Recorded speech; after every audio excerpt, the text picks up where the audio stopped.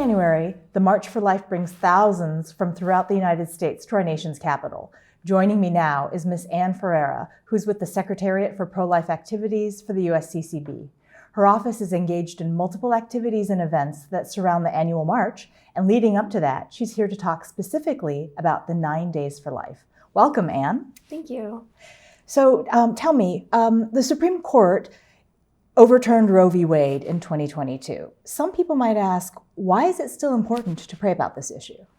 Well, for one thing, I think what's important to understand about the Supreme Court's decision in 2022, Dobbs v. Jackson Women's Health Organization, is that it didn't actually outlaw abortion in the United States. Rather, it turned the question of abortion and the legality of it over to people's elected representatives at federal, but especially importantly at state levels. So there's still a lot of threats to preborn life happening throughout the country, with it coming up on state ballots throughout the country, this past election, this upcoming election. And so there's still a huge need to pray, for this matter in general, but also with regards to people in your own communities. So you're inviting Catholics nationwide to participate in the 9 Days for Life. Can you tell us a little bit about that? What is a novena? So a novena is traditionally in the Catholic Church is a series of prayers that takes place over 9 consecutive days. And the 9 Days for Life novena follows that premise. So the overarching intention of the novena is for the end to abortion, but then each day has its own specific related intention. So for example, praying for women who have had abortions and are suffering from that participation in abortion, for mothers who are pregnant in challenging or unexpected circumstances, to receive the care and the support and the friendship that they need to welcome their children, joyfully. Intentions like that. And so each day of the novena has its own prayers and associated information. And what are the dates of the novena? The novena runs from Tuesday, January 16th through Wednesday, January 24th. And how can one participate? So anyone can sign up to join the novena from at 9daysforlife.com. That's with the number 9, daysforlife.com. And we will send participants the novena by email or text message in either English or Spanish. And they can also, if somebody doesn't want to receive it in that method, they can also download a print copy of the novena to follow along themselves. What are some of the other resources that you offer online? We do provide a lot of resources for parishes and dioceses. For example, aside from the printable novena, we have flyers that can be downloaded and distributed at religious education classes in the back of parishes and high school religion classes. We have sample bulletin and pulpit announcements, promotional graphics, just things like that. So we have resources that can be used by different leaders in the church, but those same resources could also be repurposed just by individuals. So if you get together with perhaps a Catholic women's small group, you could print off the novena for your friends and pray it together. Things like that. I can do that with my family. Right, exactly. Yeah. Okay, that's great. Besides prayer, what can I do during these 9 days? So each day of the novena has, as I mentioned, a different prayer intention, some short prayers, a brief reflection. There's a section with suggested acts of reparation. So the idea is to either pick one of the ones that are suggested, or you can do something of your own choosing.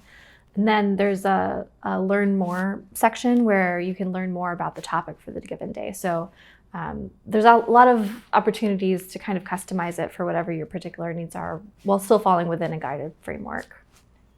So since the novena began in 2013, what has been the reach? You were sharing with me some of the stories that you have heard of the impact that the novena has had. Can you tell us a little bit about that? Certainly. So since the novena started in 2013, it originally began in commemoration of the 40th anniversary of Roe v. Wade. And since then, we've reached hundreds of thousands of people, not only in the United States, but also throughout the world. We see people visiting our website from countries in Europe and actually every continent except Antarctica, because no one's really there.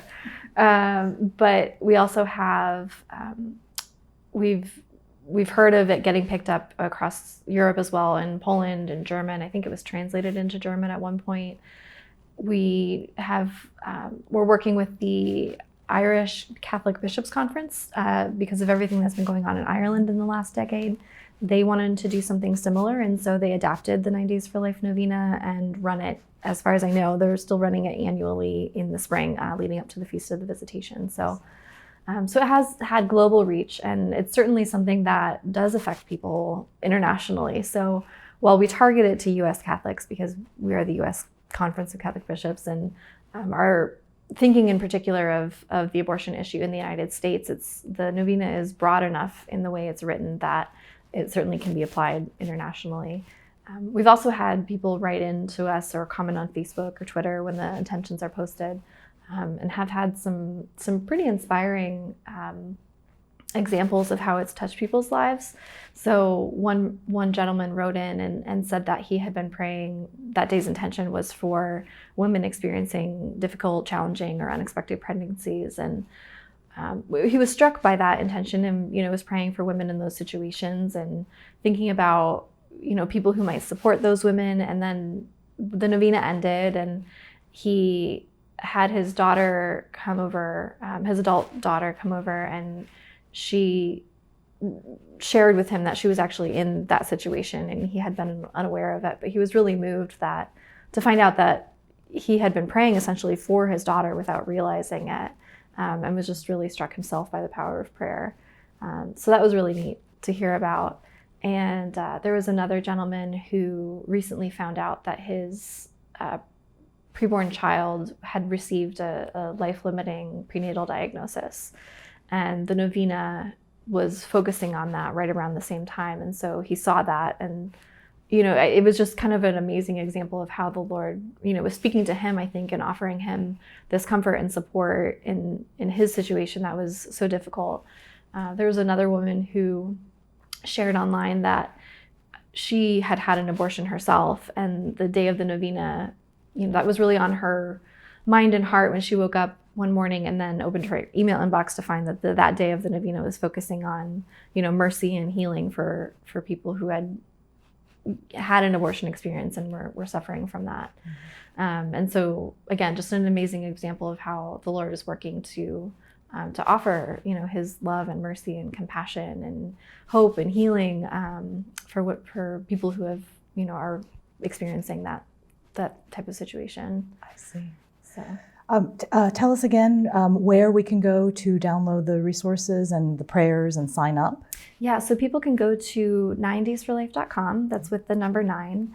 So 9daysforlife.com, and they can sign up again in either English or Spanish to receive the novena by email or text message. If people don't want to sign up, they can download the novena as a printable version. Well, Anne, thank you for being here and for sharing the important work of your office with us. This novena is a prayerful reminder of the important work of educating the faithful and protecting the vulnerable as we uphold the dignity of all human life. Thank you for joining us.